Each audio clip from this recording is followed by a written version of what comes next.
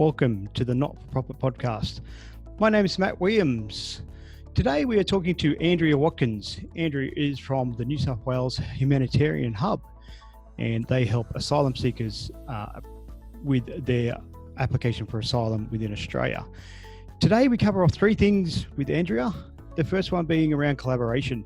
So we go into the depths of collaboration, what it is, and it's a new word being bandied around, and we look at what the objectives have to be in place to ensure that collaboration is achievable and manageable and gets results. So we look at that on the level of collaboration with four other entities. The second area we talk to Andrea about is managing that collaboration and keeping it simple.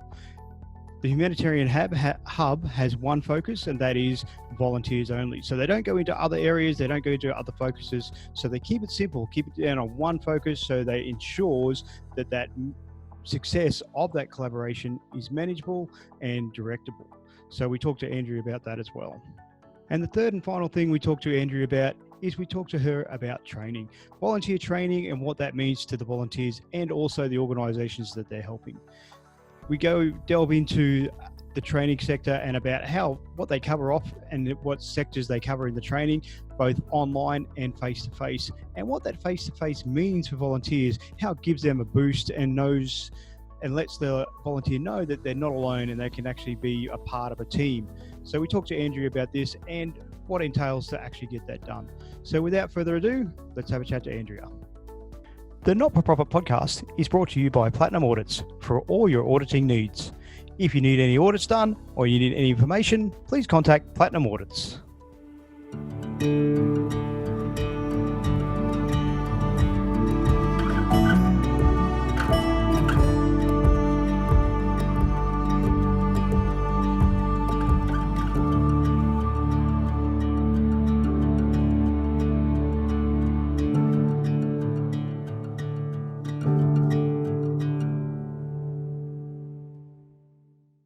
Welcome to the Not-for-Profit Podcast. My name is Matt Williams. Today we are talking with Andrea Watkins from the Humanitarian Hub.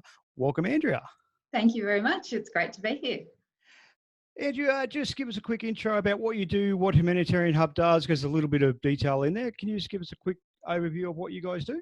Yeah, sure. So the Humanitarian Hub is a joint project between four organisations who work with refugees and people seeking asylum in New South Wales. So those four organisations are the Asylum Seeker Centre in Newtown, the House of Welcome in Granville, the Jesuit Refugee Service in Westmead, and RACS, the Refugee Advice and Casework Service, who are based out of Randwick. So these four organisations work together for quite a while. Obviously, within the sector, it's a very small sector, but a very dedicated one. And in 2016, they decided to form an alliance, the New South Wales Alliance for People Seeking Asylum, or NAPSA. And that was for, I guess, in response to a number of funding cuts and an increasing demand on services. So they thought that by forming this alliance and working together, they could actually strengthen their services and increase their capacity in the sector. So the Humanitarian Hub is the first project of our four organisations, and it was designed to support a common need, and that is to support and recruit volunteers for our four organisations.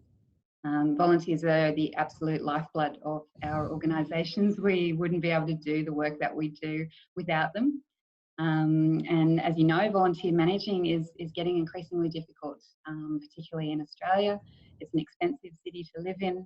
Volunteering, I think everyone is a bit time poor, and volunteering, we know, is on the decline. So the Hub is really an online platform. It's a website, it's a database where people can register their interest in volunteering. It also provides information about volunteering with our organisations. People can apply for roles online. And we also developed a bespoke training package for our volunteers. So we run that as a face-to-face session, a 3-hour session, usually at least once a month. And we're also about to roll out an online training package for our volunteers. Wow, sounds like a busy time. It is. It's fantastic. It's amazing what you can do with the power of collaboration. Absolutely. So what got you started in the not-for-profit sector? Is it something you've always done, or is it just for this project?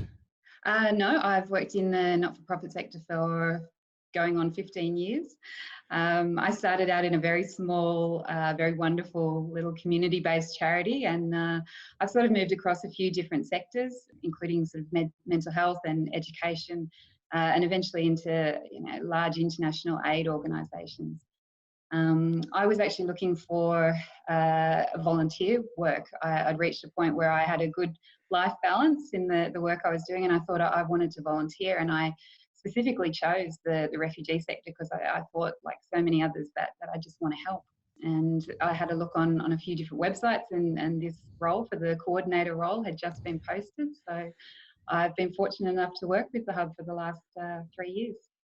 Oh, that's awesome. And yeah, we find that a lot of people in this sector are in it for life, literally.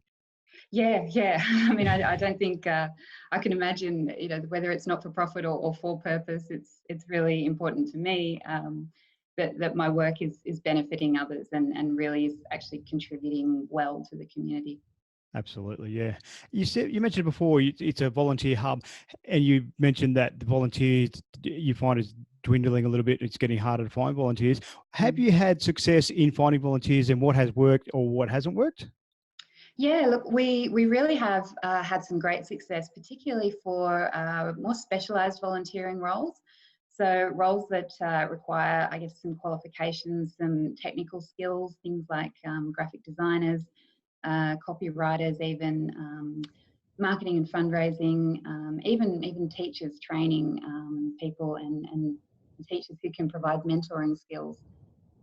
So the way the hub is designed, people can enter, when they register a profile, they can actually enter in as much detail as they like, including their previous qualifications or skills or experience. And that allows us to actually search through the database and find people who are registered with us for those specific roles. I guess it's also been really helpful for the 4 organisations to have a central hub, madly promoting their organisations and advertising that they do really need volunteers. It's also been really great that the 4 organisations tend to share around the load. So if one of our organisations, for example, doesn't need as many volunteers at the moment, any inquiries they do get, they actually direct to the other organisation. So there's that real sense of I guess, collaboration and coming together and actually supporting one another to try and make sure that those very precious volunteer resources are shared as well as we can. Yeah, shared and utilised where they're needed. Absolutely, yeah. Yeah. So with the volunteer database, is it something you guys built directly, or did you use something that was already out there on the market? Because I've been speaking to different organisations, and some are like, "Oh, we just do it, a spreadsheet," and some a bit further develop their own software. So how did you guys go about that? Yeah, I mean, we actually did build a bespoke website and a database. So, look, it's a very standard WordPress website. It's got a Civi CRM behind it, which is actually quite a powerful customer records management system. And it works in well with the other organisations because the reality is we have 4 very different organisations. They do often do very similar work, and there is a lot of overlap with what they do, but they all work very independently and very differently. So the database had to be able to fit in with other existing CRMs, but also with Excel spreadsheets and basically work with what people were able to and what was easiest for them. So yeah, while it does contain a lot of, I guess, high-tech ability to search, particularly useful for reporting and such, it can also just export data straight to an Excel spreadsheet, which is also really useful. Yeah. Oh, that's awesome. That's great. You said that the 4 organisations are very different yet collaborative at the same time.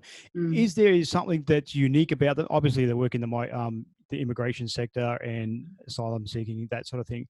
But Mm. is there a uniqueness about them other than they are an NFP that makes them collaborative?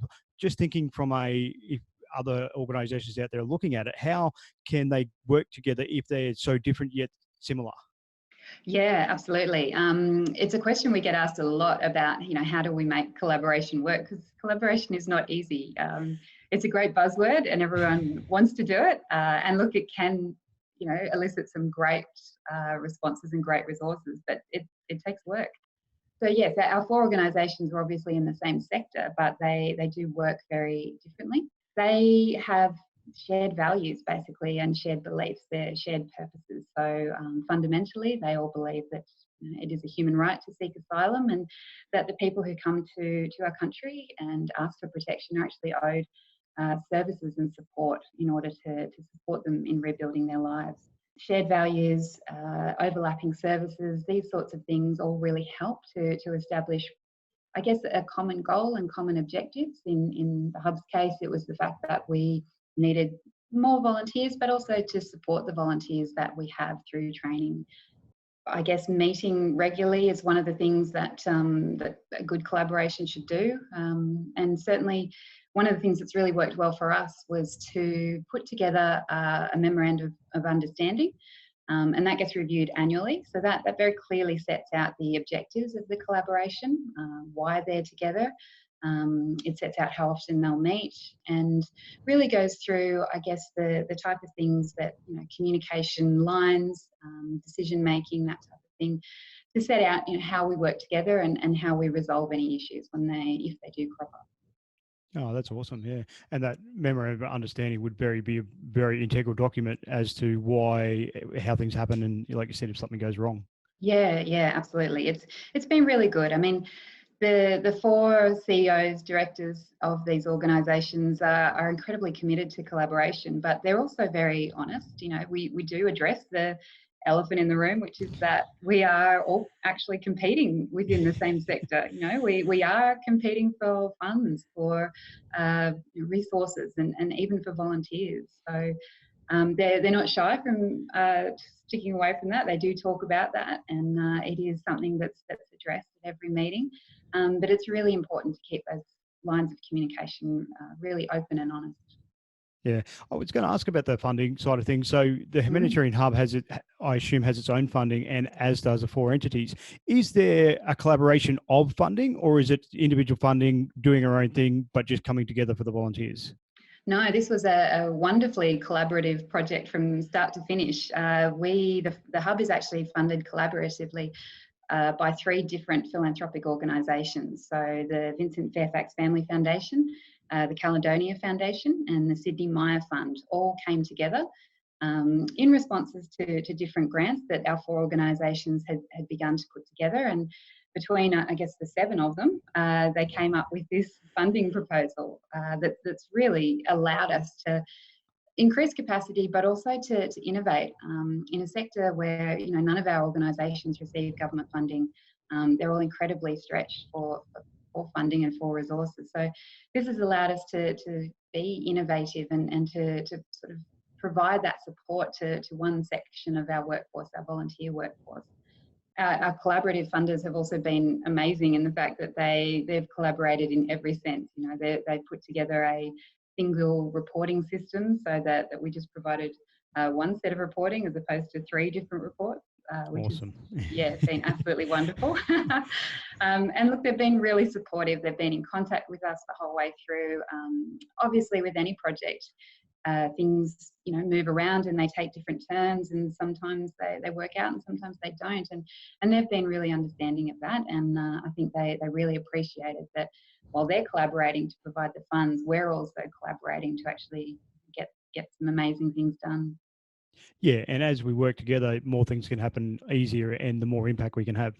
Yeah, absolutely, really. And And this is from top to bottom, funding to volunteers. yeah, absolutely. You said it's based in New South Wales. Have they looked at implementing something like that in other states of Australia, like under the same model, or is it something that may be looked at down the track? Look, we've certainly showcased the Hub, if you like, at a number of different conferences.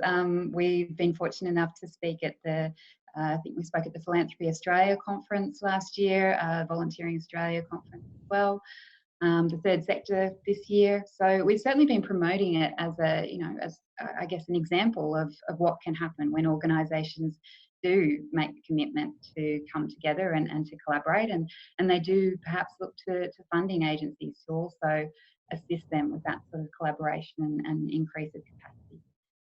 So potentially down the track, I mean, I would highly recommend it to other organisations. It's a great way to not only strengthen what you're doing, but also to strengthen the personnel and not just our volunteers. You know, they get a chance to obviously be supported and to meet other people at the training. But it's also been really great for our CEOs and for our volunteer managers to have that regular support and know that there's other people in the same boat, you know, dealing with the same issues. And it really does provide that sense of support. Yeah, absolutely. If somebody was thinking about a collaboration in not necessarily the humanitarian or the asylum seeking area, but how would they get started? How did the group, four of them, come together and say, let's collaborate? How would you get started in around that? Yeah, sure. Look, I think, I mean, they all knew each other quite well, and the CEOs have referred on a number of occasions to there was an intrinsic level of trust and respect. So I think those values are very important. As I said, having very similar values and having the same objectives and you know, core purposes. They don't have to be exactly identical, and they certainly don't have to go about them in the same ways, but the general sense of moving in one direction and for a particular reason really helped. So I guess identifying people, like-minded organisations, and having those conversations, you know, and nutting out the real details of it, not being afraid to be honest and have those, you know, honest communication. As an example, the hub doesn't fundraise, even though these organisations desperately do need funds and they all fundraise individually. It's set out in the MOU, and it's very clear the hub is just for volunteers. So we don't contact the people who are on our database about fundraising. That is strictly for volunteers. And that was a decision they made so that we didn't get into the murky waters of, you know, how much funding goes here and whatnot. Look, NAPSA as a collaboration, as a separate entity, actually do joint fundraising campaigns. But the hub, it was decided, is just for volunteering and supporting volunteers. Do you find that having that understanding and that one focus of volunteers, not fundraising, it makes it easier to stay on your goals, achieve the, set some outcomes and achieve them? Is it much easier rather than having multiple levels? Oh, absolutely, yeah. And I think that's probably a really good point you've made to recognise when you are perhaps looking at a collaboration to maybe keep it as simple as you can, because there are a lot of cooks in the kitchen. You know, as I said, collaboration is a great thing, but it's also takes a lot of legwork. There's lots of emails going around. There's lots of different people having input on all sorts of changes and decision making. So having a clear, singular purpose has really been a good way to just move that particular issue forward and really focus on volunteering and leaving, you know, the other organisations to many different things that they do to keep themselves going. Yeah, absolutely. You mentioned you're doing the bespoke training for the volunteers. What does that entail? Like, I know you said you're doing it a face-to-face, trying to get an online one at the moment. What does the training entail for the volunteers, and how is that helping the volunteers become more aware of what's around them? Yeah, sure. So the face-to-face training, we actually started out running it in 2 sessions, 2 3-hour sessions, and it had a total of, I think, 8 modules. And what we've eventually done is move 4 of those modules online. Those are the ones that we feel can be provided in a bit more in-depth online. And we've kept the topics that required a bit more interpersonal skill development into our face-to-face training. So we cover in the face-to-face sessions a bit about our organisations and working with us. We look at cross-cultural competency and working with people from different cultures. We go through a bit about trauma and trauma-informed care, so working with people who've experienced trauma. And we finish off with setting and maintaining professional boundaries for volunteers, which is a lot of fun to do, but also really important. So they're designed to get people together. You know, the sessions, we usually cap them at 20, so they're a nice little group. There are often lots of volunteers from different organisations there, so they also get a chance to meet one another and to learn from sort of shared experiences. You know, someone can be doing food bank in the Asylum Seeker Centre in Newtown and also food bank in JRS in Westmead, and you know, they'll never have met one another, but they are doing very similar things, and they're, you know, they're coming up against very similar issues. So it's a great place to sort of meet and share and discuss these things as well. Oh, that's awesome. And do the participants get a lot out of that? Like you said, they're doing the same thing, but do they get more out of it just to say, yes, we're not alone. Yes, we're out there together. Do you find that collaborates more again, like it gives them a bit of a uplift to say, yes, we're making a difference? Oh yeah, absolutely. It's really been one of the I guess the great features that we found from the face-to-face training. That's why we didn't want to put it all online. We wanted to maintain a number of modules where people could really get to meet one another and learn from one another. It also gives people a place to come. We usually hold the training within one of the organisations, so they get to see what it's like if they haven't been there before. We do also open up the training to anyone who's interested in volunteering with us or who might be thinking about volunteering with us. So sometimes it's the first introduction that people have to our organisations as well, and it provides a sense of unity and I guess shared experiences while they're also learning about some key things, the everyday things that we work with. No, that's awesome. Well, we're just about out of time. I thank you so much for that. If people wanted to get in contact with you, what's the best way to do that? How do they go about that? Yeah, sure. So probably the website is the best option. So it's www.newsouthwales or nswhumanitarianhub.org.au. It is very long, so check your spelling. It'll be on the show notes, so that's okay. All good. Yeah, and there's an info account there that I manage, so I'm more than happy to have a chat with people anytime they'd like to send me through an email.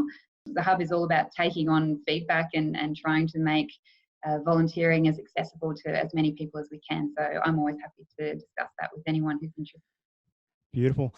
Thank you so much for your time today, Andrea. Really do appreciate it, and look forward to talking to you again. Oh, thank you so much, Matt. It was really great. Thank you. No worries.